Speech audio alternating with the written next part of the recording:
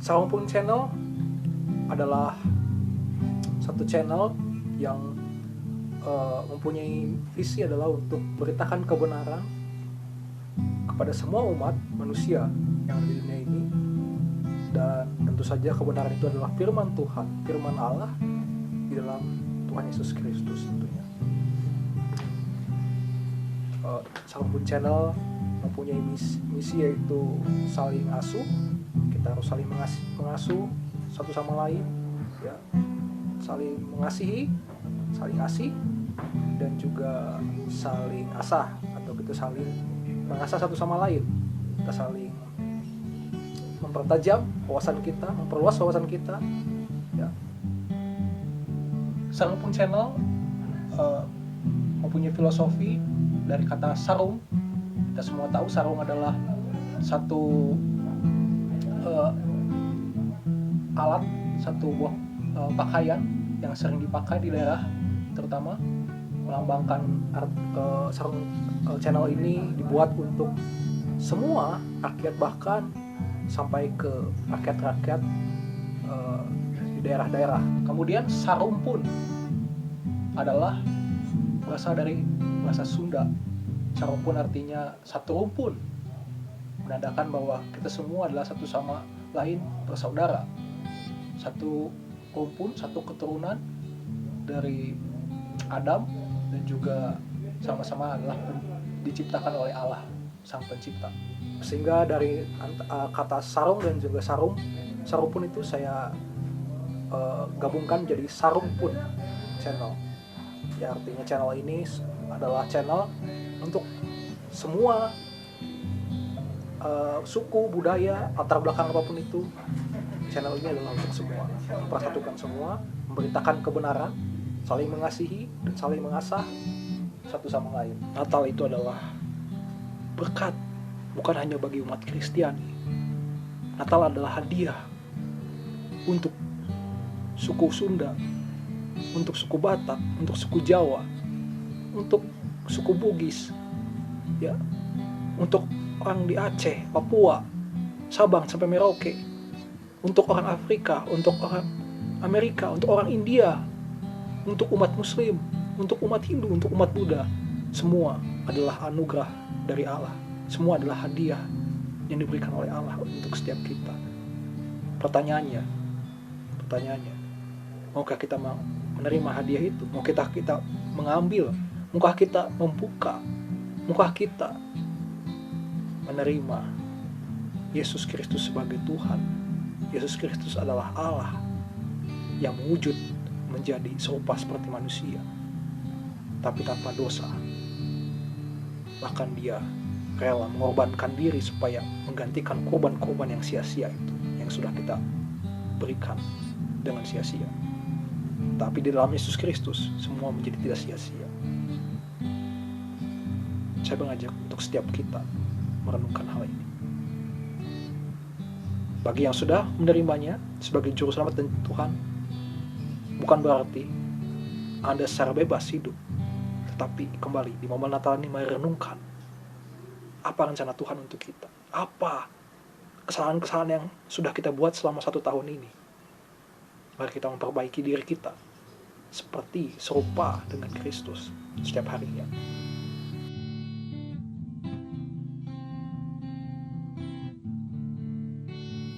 Pada kesempatan ini, di momen Natal ini, satu momen yang spesial bagi saya, ya, dan saya yakin bagi semua juga adalah satu momen yang spesial, yang sangat istimewa.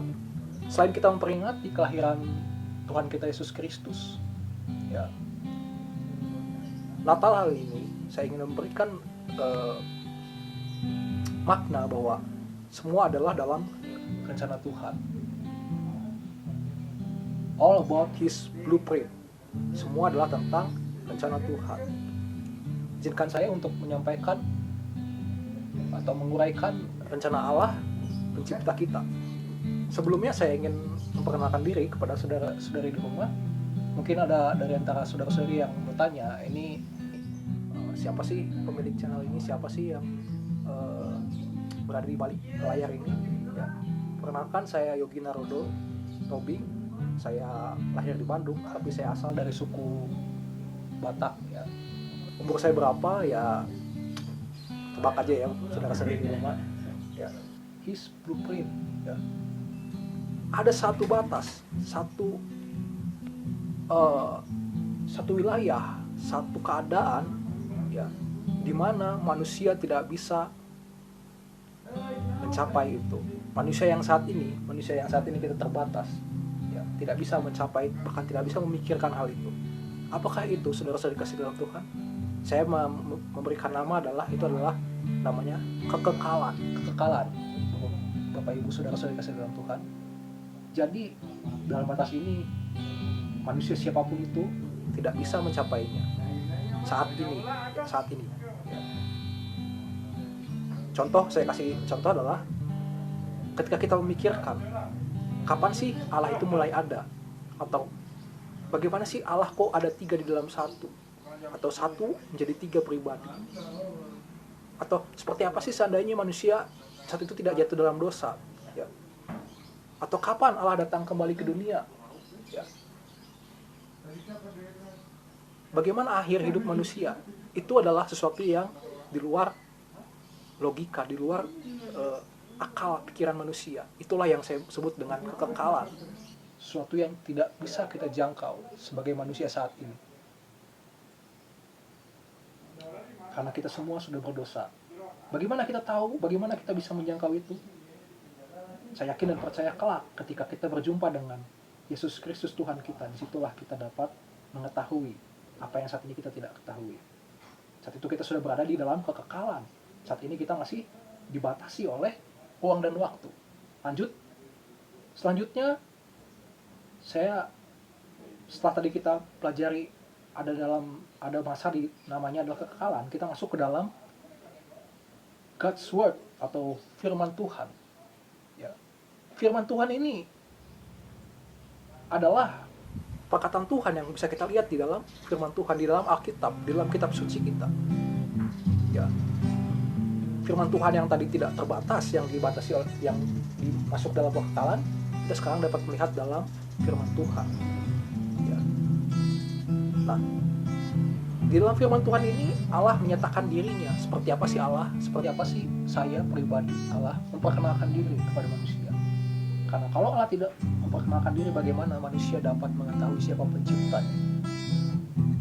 Nah, disinilah menarik saudara-saudari dalam Tuhan, kasih dalam Tuhan Yesus. Jadi dari yang pertama ya, dikisahkan dalam Alkitab kita, kisah penciptaan. Kejadian pasal pertama ayat 26 dikatakan bahwa Allah di dalam pribadi Bapa, Yesus Kristus dan juga Roh Kudus menciptakan manusia dengan kehendaknya sendiri, dengan serupa dan segambar dengan Allah ya. Di sana kita bisa menemukan kata kita. Baiklah, kita menciptakan mereka segambar dan serupa ya. Artinya yang menciptakan manusia bukan hanya satu pribadi, tetapi lebih dari satu pribadi. Kita orang Kristen, seorang percaya, kita mempercayai adanya Allah Bapa, Allah Putra, dan Roh Kudus. Allah itu Esa, tetapi di dalam 3 pribadinya. Kemudian kita lanjut, Allah yang Maha Suci itu dapat berkontak langsung dengan kita, dengan manusia di Taman Eden. Bagaimana Adam tadi manusia pertama diciptakan, kemudian Hawa diciptakan dari tulang rusuk ya, kemudian mereka dapat berkomunikasi dalam Tuhan. Kemudian mereka diciptakan dengan kehendak bebas ya, mereka bisa memilih ya. Kemudian mereka berbeda dari semua ciptaan Allah. Tidak ada ciptaan Allah lain yang memiliki kehendak bebas. Bahkan malaikat pun tidak memiliki kehendak bebas. Malaikat menjalankan tugas Allah, yaitu untuk melakukan semua kebaikan-kebaikan itu ya. Nah, kita lihat di dalam Kejadian 2 ayat 16 ya. Di sana bukti bahwa manusia memiliki kehendak bebas adalah manusia diberikan larangan oleh Allah. Artinya manusia itu mempunyai potensi untuk tidak melakukan perintah Allah, mempunyai potensi, saudara-saudari kasih dalam Tuhan. Artinya manusia mempunyai pilihan apakah mau menuruti perintah Allah atau tidak. Itu adalah kehendak bebas, saudara-saudari kasih dalam Tuhan.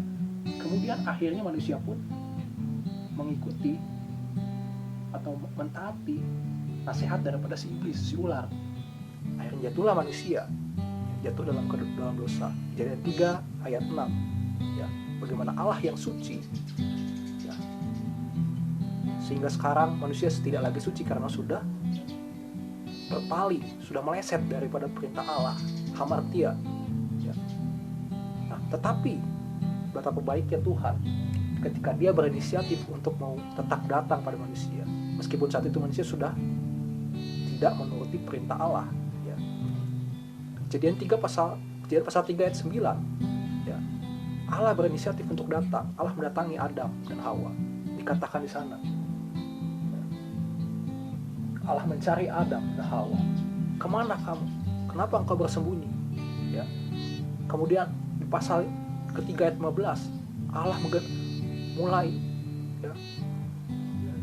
menggenapi, mulai dituliskan bahwa Dia akan menghadirkan satu keturunan perempuan ini akan meremukkan kepala si ular. Ya. Kemudian setelah Allah memberikan janjinya, ya, apa sih janjinya itu, saudara-saudara kasih Tuhan?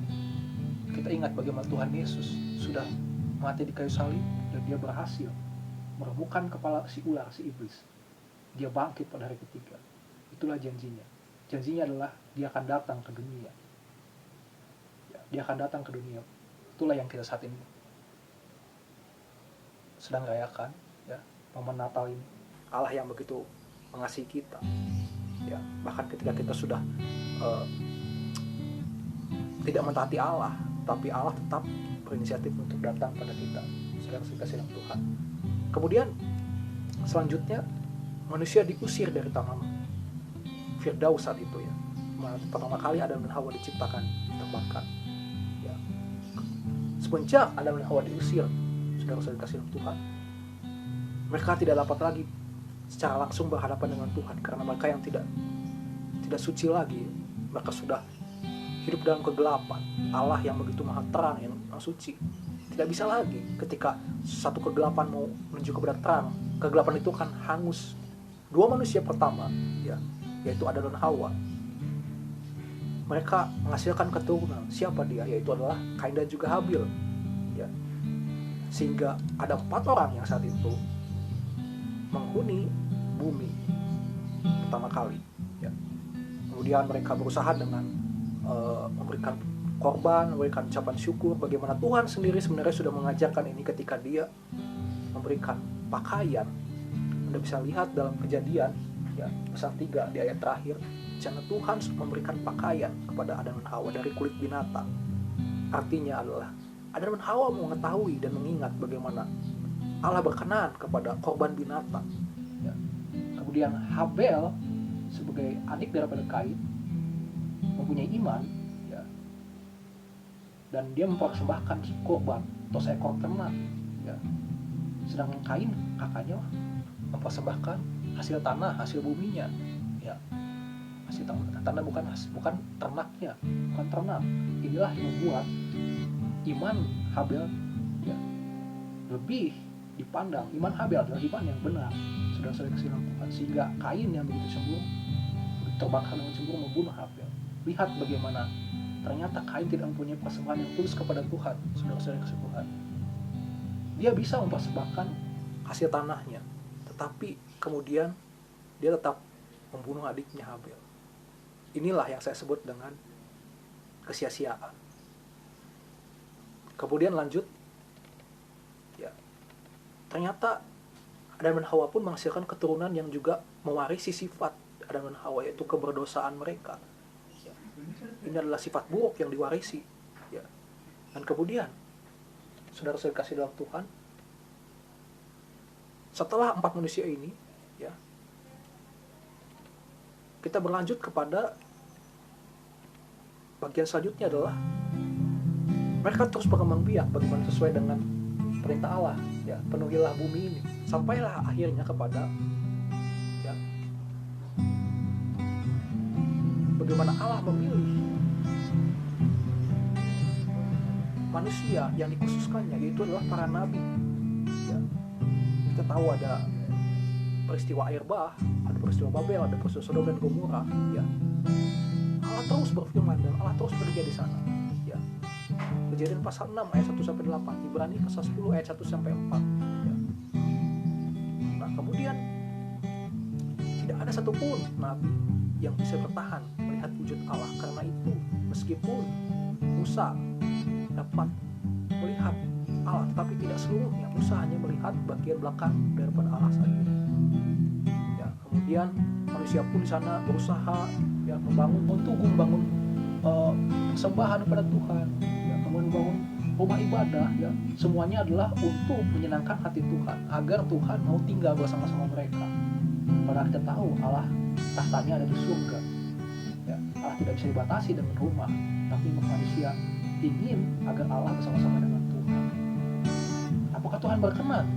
Tuhan berkenan, ya. Bahkan Tuhan memberikan perintah agar hamba-hambanya, agar Daud, agar Salomo membangun bait Allah, agar bangsa Israel membangun kemah suci, dan Allah berkenan hadir di sana.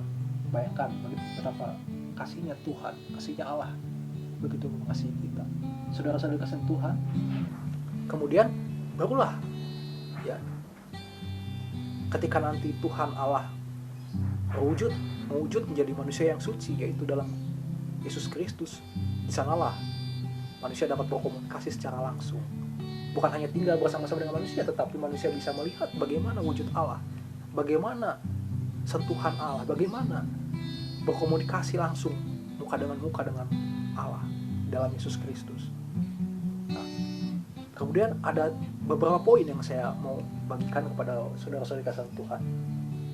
Ya, ini adalah ringkasan yang saya mau bagikan untuk mempermudah kita. Yang pertama adalah peristiwa Nabi Nuh, peristiwa air bah, ya. Dari sinilah bangsa-bangsa hadir, ya. Bagaimana anak-anak Nuh, Sem, Ham, dan Yafet menyebar menjadi sebuah bangsa-bangsa, ya. Sem, Ham, dan Yafet. Pasal 9 ayat 18 sampai 29. Berikutnya, setelah Nuh, Abraham, dari Abraham ini dijanjikan bangsa-bangsa oleh Allah, ya. Kejadian pasal 15, Kejadian pasal 22 ayat 16 sampai 18, bagaimana Allah menjanjikan keturunan Abraham seperti pasir, seperti pasir di lautan, ya, seperti bintang-bintang di langit. Saudara-saudara Tuhan, ya. Kemudian dari Abraham kita tahu mempunyai anak Ishak dan Ismail. Nah, meskipun begitu, Allah memilih Ishak secara khusus untuk menjadi keturunan Sang Mesias, yaitu Yesus Kristus. Pertanyaannya, kenapa bukan Ismail? Ismail pun diberkati Tuhan, bukan berarti Ismail tidak diberkati Tuhan. Ismail menjadi sebuah bangsa yang besar juga, yang sekarang kita kenal dengan saudara-saudara kita yang Muslim, ya, Arab, semua adalah dari keturunan Ismail. Nah, apakah Allah tidak adil?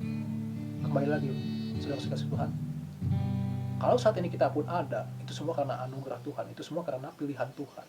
Jadi bukan perkara Allah tidak adil atau adil, tapi ini adalah hak prerogatif Allah. Dia bisa menentukan mana yang menjadi kehendak Dia, dan Ishaklah yang dikehendaki oleh Allah. Kemudian setelah Ishak berikutnya, ya, Yakub atau Israel, ya. Yakub atau Israel ini mempunyai keturunan 13 orang keturunannya, keturunan langsung, ya. Selain suku-suku 12 suku, ditambah satu orang perempuan yang bernama Dina, ya. Nah, kemudian dari situ, setelah Yakub, setelah Israel, ya, dan juga keturunannya 12 suku, masuklah kita ke dalam Nabi Musa. Nah, Nabi Musa ini adalah satu-satunya nabi yang saya tadi sebutkan bisa melihat Allah, meskipun tidak sepenuhnya, tetapi dia diperkenan oleh Allah, melihat Allah, melihat belakangnya Allah, ya. Semua bangsa-bangsa Israel tidak diizinkan oleh Allah untuk melihat berhadapan langsung, karena mereka akan mati, pasti mereka akan lenyap saat itu juga. Nah, dari Musa inilah kita mengenal dua loh batu. Nah, lanjut kemudian, setelah masanya Musa berakhir, Musa mati, ya, kemudian muncullah hakim-hakim. Disinilah Tuhan memilih hakim menjadi seorang pemimpin menggantikan nabi. Allah berfirman, Allah berkehendak melalui hakim-hakim untuk menjadi pemimpin di bangsa Israel saat itu. Setelah masa hakim-hakim ini, kita masuk ke dalam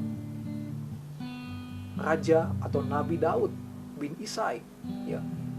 Allah menggambarkan bahwa dari sinilah Yesus Kristus, Mesias akan datang melalui keturunan Daud inilah, ya.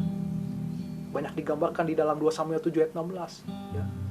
Bagaimana tahtanya akan kokoh, akan lebih kokoh daripada Daud sekalipun. Kita tahu bahwa Raja Daud adalah raja yang paling terkenal, yang paling kokoh, ya, selain Salomo anaknya. Tetapi tahta anak domba Allah, tahta Yesus Kristus Sang Mesias lebih kokoh daripada Daud ini. Nah, kita lanjut, saudara-saudara kasih dalam Tuhan, kita masuk ke dalam keturunan daripada Daud untuk menggenapi Yesus Kristus itu, ya. Yang tadi menghadirkan Salomo sebagai anaknya, kemudian Salomo yang adalah kita tahu manusia paling berhikmat sampai saat ini, kemudian tentu saja dia masuk dalam dosa. Dari sinilah bangsa Israel mengalami perpecahan, perperangan, pertumpahan darah yang akhirnya terpecah menjadi 2 bagian, ya, 2 bagian. Ada Israel bagian utara dan juga Israel bagian selatan. Israel bagian utara kita sebut dengan Israel, bagian selatan kita sebut dengan Yehuda. Nah, Allah berkehendak melalui keturunan Yehuda lah, ya, berkehendak melalui keturunan Yehuda lah Yesus Kristus nanti akan lahir, ya. Nabi-nabi hadir dan juga menyatakan wahyu Allah dalam masa-masa terpecahnya 2 bagian Israel ini, ya. Israel bagian utara menolak akan wahyunya Allah, ya, mereka cenderung untuk menyembah kepada berhala. Tetapi Israel bagian selatan Yehuda, meskipun mereka sebagian ada yang menyembah pada berhala, tetapi ada juga yang mempercayai wahyu Allah ini, ya. Tetapi ujung-ujungnya kedua bangsa ini sampai saat itu mereka dibuang, dijajah oleh bangsa-bangsa penjajah mereka, ya. Oleh Asur, oleh Babel, mereka dijajah. Kenapa? Apakah ini artinya Allah Israel kalah? Apakah ini artinya Allah Israel itu hanya sekedar isu, bukan Allah yang berkuasa? Tidak. Saudara-saudara kasih Tuhan, ini diizinkan oleh Tuhan, ya. Ini diizinkan oleh Tuhan untuk apa? Ya. Agar bangsa Israel menggenapi apa yang Tuhan sudah rencanakan. Tuhan merencanakan yang baik, tapi karena Israel, ya, tidak mau ikut dengan Tuhan, mereka menyembah berhala, mereka dihukum agar mereka nantinya dipanggil kembali dan menyadari siapa Tuhan. Ini diizinkan oleh Tuhan agar mereka mengalami pendewasaan iman, mereka mengenal siapa Tuhannya, ya. Itulah proses, ya. Saat ini kita pun kadang-kadang, ya, saat melewati masa-masa krisis, kadang kita tidak sadar Tuhan mengizinkan itu untuk agar kita bertumbuh, kita mengetahui ternyata Allah ada bersama-sama dengan kita. Ini pun yang terjadi dengan bangsa Israel, bayangkan. Nah, setelah saat itu bangsa Israel jatuh ke dalam tangan penjajah, sudah saya kesan Tuhan, masuklah ke dalam masa intertestamental, masa di mana keheningan, tidak ada firman Tuhan sama sekali, tidak ada nabi-nabi lagi, tidak ada lagi yang mengingatkan bangsa Israel, ya. Semua dalam keadaan hening. Bangsa Israel, ya, dalam jajahan bangsa-bangsa, ya, dan juga masih ada yang dalam mungkin penyembahan berhalanya, ya. Saat itu di tangan Asyur, di tangan Babel, jatuh ke dalam Persia, dan akhirnya jatuh ke dalam tangan Yunani, dan sampai dengan jatuh ke dalam tangan jajahan Romawi.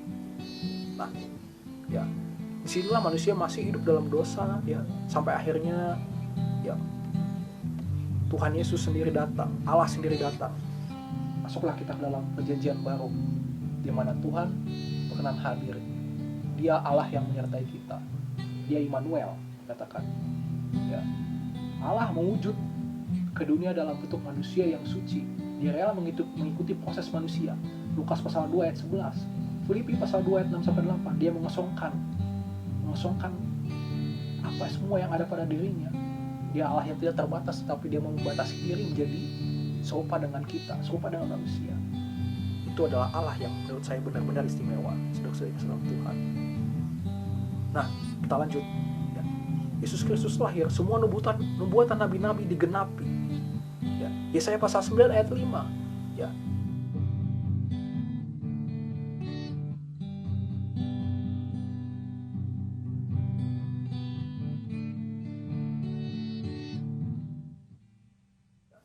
Matius pasal 4 ayat 15 sampai 16.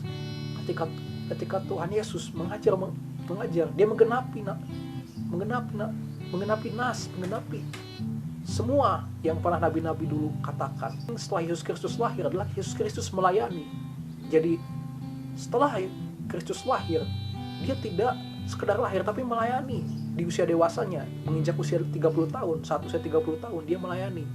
Ya, dia membawa banyak saksi, dia membawa banyak murid, bahkan dia juga muncullah penantang-penantang, ya, seperti ahli Taurat, ahli Farisi yang tidak setuju, yang menentang Tuhan Yesus sebagai Allah itu sendiri. Ya. Jadi menurut saya ada banyak bukti bahwa Yesus Kristus adalah Allah, karena dia membawa banyak saksi, baik yang setuju, baik yang pro maupun yang tidak setuju. Ya. Kemudian setelah itu Yesus melayani, Yesus Kristus mengalami kematian. Ya.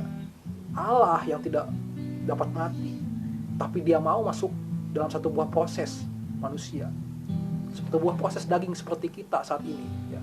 Saya dapat mati, daging ini, fisik ini dapat mati, kembali kepada tanah. Allah pun mau seperti itu. Itu adalah Allah yang begitu mulia, menunjukkan kasihnya, mau merasakan seperti apa penderitaan manusia di dunia. Ya. Bahkan Tuhan Yesus saat disalib pun dia tidak mati karena kehabisan darah, dia tidak mati karena luka-luka yang dialami, ya, tetapi dia mati karena menyerahkan nyawanya. Ya. Bapa, kepadamu lah nyawaku, ke dalam tanganmu lah nyawaku kuserahkan. Ya. Lukas pasal 23 ayat 46-47. Setelah itu ada proses-proses, ya, yang bisa menunjukkan dia adalah Allah. Ini adalah proses yang tidak bisa atau tidak kita bisa alami saat ini, saat kita masih di dalam dunia ini. Ini menunjukkan keilahian Tuhan Yesus. Yang pertama adalah Yesus Kristus telah mengalami kematian, dia bangkit daripada kubur, dia bangkit pada hari ketiga. Ya. Alam kubur, alam maut tidak dapat menguasainya. Menandakan dia sudah menang melawan maut, dia sudah menang melawan sang iblis, si ular tadi. Ini menggenapi lagi-lagi Kejadian pasal 3 ayat 15 tadi. Ya. Bagaimana dia meremukkan kepala si ular. Ya. Dia berhasil mengalahkan maut, si iblis itu sendiri. Ya. Kemudian, apakah ini hanya karang-karangan? Tidak. Lukas pasal 24, Tuhan Yesus banyak membawa saksi. Banyak murid-muridnya, banyak orang-orang yang melihat kesaksian Tuhan Yesus bangkit dan menyatakan diri. Ya. Thomas menyatakan, ya Tuhan Allahku, ketika dia melihat Tuhan Yesus memperlihatkan luka di lambungnya, mencucukkan luka di lambungnya dan juga di tangannya. Kemudian, ya, setelah itu Tuhan Yesus naik ke surga, duduk di sebelah kanan Allah. Lukas pasal 24 ayat 50-53. Ya. Jadi ini adalah proses-proses yang begitu ilahi, yang tidak bisa dialami oleh nabi, oleh siapapun itu. Ya. Tidak ada manusia yang dapat mengalami proses ini, bangkit dan naik ke surga, duduk di sebelah kanan Allah. Siapa yang mampu seperti itu selain daripada Allah sendiri, di dalam ketritunggalan, di dalam pribadi Yesus Kristusnya. Ya. Nah, tugasnya sudah selesai di dunia. Dia sudah menjadi korban yang sempurna, yang suci. Manusia yang tadinya mengandalkan usahanya, mengandalkan korbannya untuk menyenangkan hati Tuhan, agar Tuhan mengampuni dosanya, mengampuni kesalahannya. Tetapi manusia sendiri itu setiap harinya tetap melakukan kesalahan, tetap melakukan dosa. Dan tiap hari ada terus kegiatan melakukan korban, melakukan persembahan salat, persembahan penebusan, persembahan bakaran. Setiap hari di Bait Allah terus ada. Itu menandakan bahwa mereka terus berbuat dosa, ya. Sehingga sia-sialah kalau mereka terus melakukan seperti itu berkali-kali. Tetapi Tuhan Yesus adalah pengorbanan yang sempurna. Karena apa? Karena dia adalah Allah. Dia berkorban melalui pribadinya sendiri yang datang ke dunia dalam bentuk daging, menggantikan korban-korban ternak, ya. Karena dia adalah yang sempurna, ya, tidak bercacat. Itulah yang menyelamatkan dosa setiap manusia, yang mampu menyelamatkan dosa setiap kita, baik dosa yang sudah lama, dosa yang saat ini kita lakukan, maupun dosa-dosa yang akan kita lakukan. Dengan catatan kita mengimani Yesus Kristus sebagai Tuhan dengan mulut kita dan juga dengan hati kita, dengan perbuatan kita. Tuhan Yesus tetap menjanjikan satu atau pribadinya dalam bentuk Roh Kudus. Dia menjanjikan ini untuk setiap murid-muridnya, untuk setiap kita yang percaya pada Tuhan. Ya. Buktinya dalam Kisah Para Rasul 2, ketika peristiwa Pentakosta, orang banyak menunggu-nunggu ya di pelataran bait Allah. Datanglah ya api dalam bentuk api dan juga angin. Roh Kudus hinggap di antara semua orang di sana, termasuk murid-murid Tuhan Yesus. Petrus ya, saat itu dapat menyembuhkan orang-orang yang sakit dengan kuasa Roh Kudus, dengan kuasa nama Tuhan Yesus. Ya, meski Tuhan Yesus sudah tidak ada di dunia, tetapi kuasanya tetap ada pada murid-muridnya, tetap ada pada kita saat ini. Ya, termasuk sampai sekarang. Ya, ketika perjanjian baru ditulis, ya, tulisan itu mempunyai otoritas karena Roh Kudus, ya, Roh Allah yang memberikan kuasa, memberikan hikmat kepada orang-orang yang menulis. Ya, jadi apa makna Natal? Seperti yang sudah saya katakan, Natal bukan hanya sekedar selebrasi. Natal adalah rencana Allah yang begitu mulia. Dari mulai saya tadi jabarkan, mulai penciptaan manusia sampai dengan dosa-dosa dan juga kasih Allah yang begitu besar di dalam Yesus Kristus. Itulah makna Natal. Christmas is a gift for us from God Himself. Natal adalah hadiah dari Allah yang begitu besar, yang paling besar untuk kita. Selamat Natal bagi kita semua umat manusia. Tuhan Yesus, Allah, Gusti, berkahi kita semua.